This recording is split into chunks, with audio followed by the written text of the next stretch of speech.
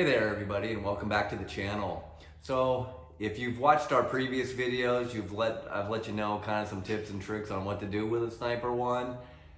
And we've also done some videos on the Sniper 2, on the upgrades and the changes and the differences between the Sniper 1 and the Sniper 2. And also some tuning and setup basics of getting your Sniper 2 up and working, and how to set your fuel tables so the learning process works, in your favor. And we've waited a long time to actually make this particular video because we stopped installing Sniper 1s a long time ago. I have actually stopped even tuning on Sniper 1s and doing any technical help for anybody on a Sniper 1, just because it's a lost cause. There's too many inherent problems and design flaws and issues with a Sniper 1. They will never work 100%. At some point, they're going to leave you stranded or do weird things, and it's just not worth fooling with them and monkeying with them and whatnot. So you got a couple of options. One of them is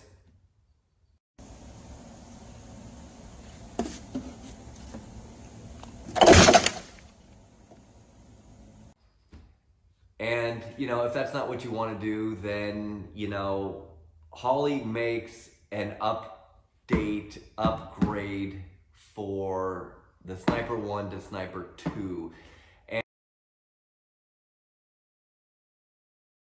And it'll somewhat make the install a little bit easier. You won't have to really rewire anything. And it's kind of a plug and play deal, and what you've got here is a 550 511-3AE, and it's a complete kit, and we'll go over what's included in it. And I got some tips and tricks for you at the end of the video that might be something you could do, so you want to keep watching this video. All right, so as I'm sure you're aware of, obviously a whole entire new unit is needed to upgrade. So the Sniper 2, we've gone over the differences in them, and so you're going to completely replace the unit. One nice upgrade they did was putting some more adjustments on the throttle shaft here. That we've made extensions, and other people sell extensions that made the throttle a lot better. Works great just right out of the box. You got lots of different locations to make your cable setup work. So that's pretty cool. But one thing that you got to keep in mind is this no longer has a fuel pressure regulator on it. So if you're running it deadheaded, you would just plug one of these ends and run it into one or the other. It doesn't matter. They're connected in between here. So that's what you'd need to do. Or you have to include a you need a fuel pressure regulator, which the kit comes with a fuel pressure regulator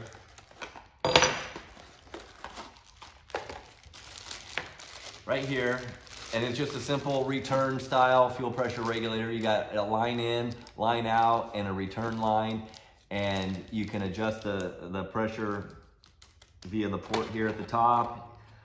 You can hook a gauge to it. I wouldn't leave a gauge hooked to these things. A gauge scares me. I've had one fail, and it squirted fuel all over the engine and the header, and I didn't realize it, and damn near caught the car on fire. So the Sniper 1 to Sniper 2 conversion kit comes with fittings that go on the unit, comes with clamps and a length of hose to basically accommodate the fuel pressure regulator, and comes with a harness, and this harness is going to plug into your existing harness that's wired in to your car, and then it's just going to adapt it because the Sniper 2 uses different connectors and different stuff on it. So you got that. And you're also going to get a different handheld because the connector now is a different connector. And also you're going to need to know that your USB connector for your laptop connection, you're going to have to get a new one of those as well, which kind of sucks because they're kind of expensive. But you're going to have to change those out. So one of the things, not all hope is lost. Throwing it in the trash isn't the only solution, but definitely replacing it is.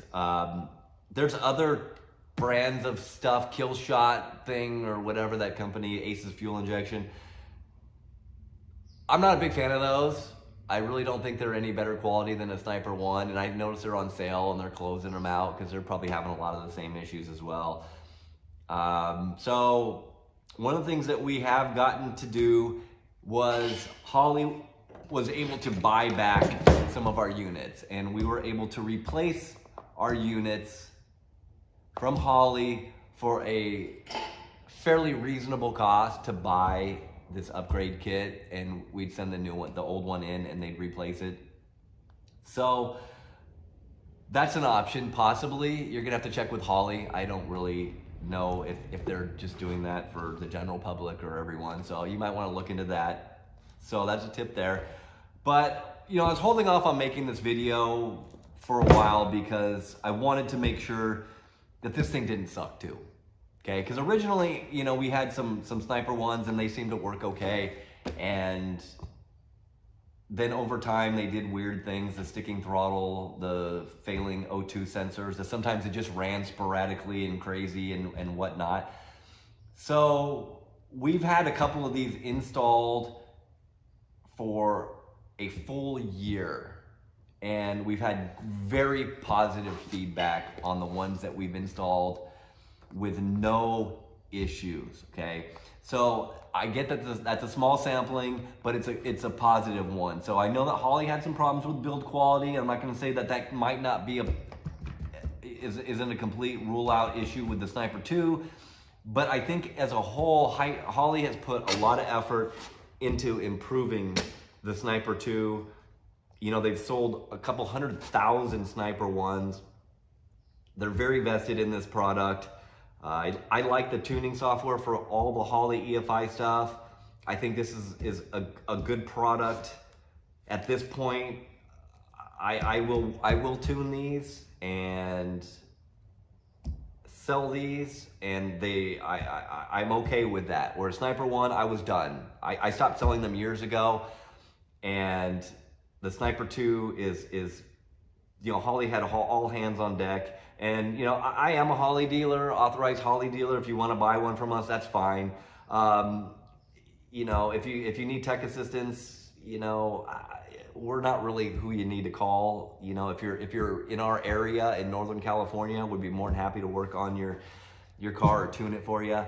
But with about 90% confidence, I feel like they've addressed all the issues with the Sniper 1 in the Sniper 2, and I feel like it's a viable product. I think it sucks that all you people out there that bought Sniper 1s, that this is the option to do, is to buy another unit. I really hate that you have to do that. But on that being said, please make sure you do a good clean install. Like one of my previous videos, you know, I talked about was 80% of the cars we got in here, there was a lot of the problems were contributing to the thing not running right, was the install was horrible. So do a nice clean install, or take it to somebody that knows what they're doing. So anyways, I hope this was helpful. You know, we might make some more videos in the future, but if you've got a Sniper 1, this is really your only option. You know, otherwise put in, you know, an Edelbrock carburetor on the damn thing and be done with it and whatnot. But again, if you're gonna run the EFI, I really think if you're gonna get full advantage of making this thing run well, you gotta do the Hyperspark with it as well. It really, there's a lot of advantages to it. It's the timing can really be dialed in well. The thing will actually idle better because the Sniper actually controls the idle with timing, and that's a way better way than trying to use the IAC to control timing. So anyways, thanks for watching. It's been a long time coming, and you know, please like, subscribe, and you know, leave some comments. Let me know what you guys think. Catch you next time.